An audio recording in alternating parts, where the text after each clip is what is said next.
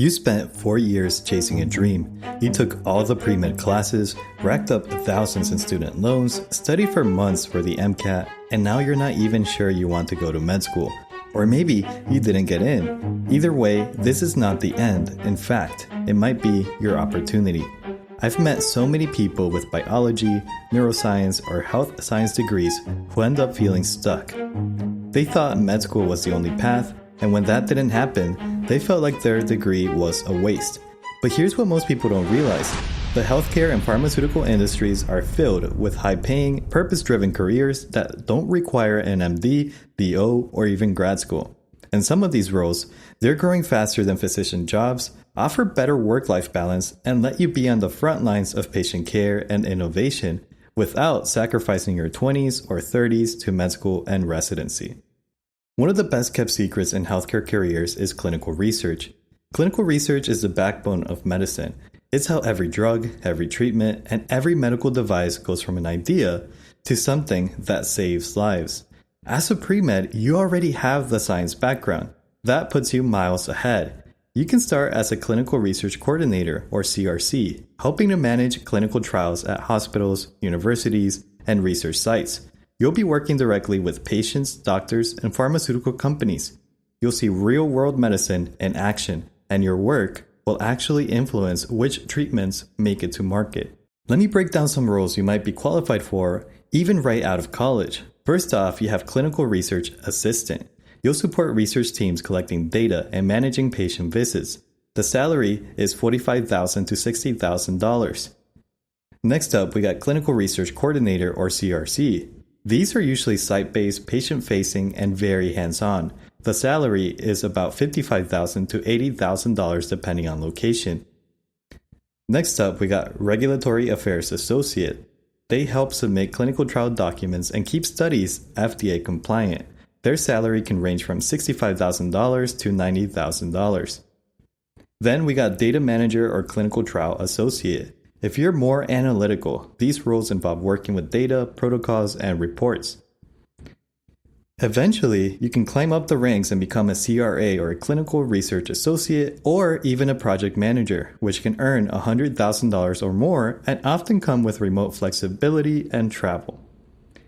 And here's the kicker. Many of these roles don't require additional school. Some companies will train you on the job, and guess what? Former pre-meds make some of the best CRCs and CRAs because they understand the science and already have the patient-centered mindset.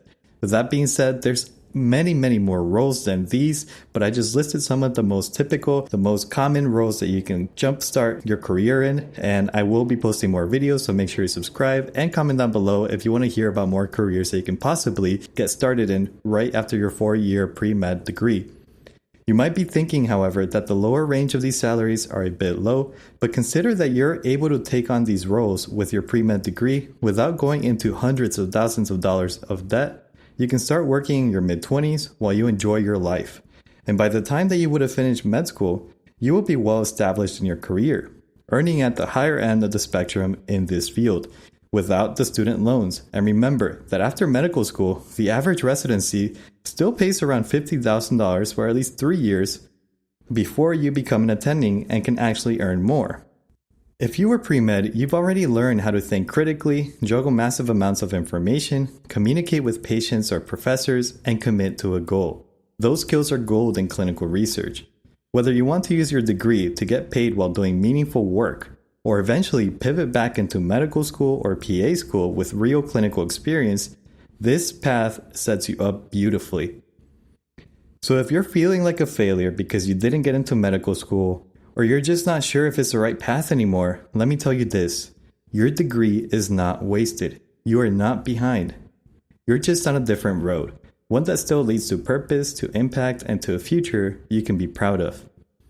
I was on the path to medical school and decided that I hadn't evaluated other options. I hadn't considered careers in which I could help patients while having a better work-life balance.